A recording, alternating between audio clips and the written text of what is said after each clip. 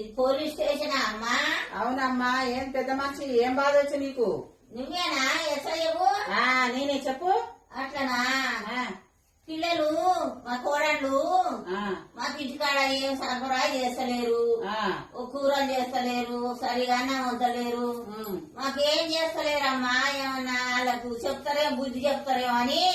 ఆడిపోయింది మరి మీ కోడలు. Kidney party అని పెట్టుకోరు. ఆడిపోయి అందరు చేరి ఇక పేకాట ఆడి థమ్సప్లు తాగి ఇక ఆటలు పాటలు ఆడుకుంటారు. మమ్మల్ని పట్టించుకుంటలేరు. అంతేనా? మాకు బువ్వ లేదు, కూర లేదు, ఏం లేదు. సాయంత్రం కూడా లేదు. ఎప్పుడో వస్తారు, ఎప్పుడో చేస్తారు. చెప్పారమ్మా మీరన్నా వచ్చి.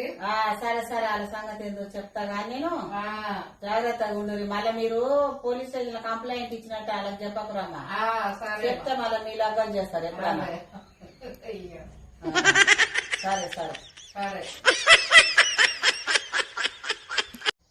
ఏందమ్మా, ఏం అరటి పండ్లు ఇచ్చినావు?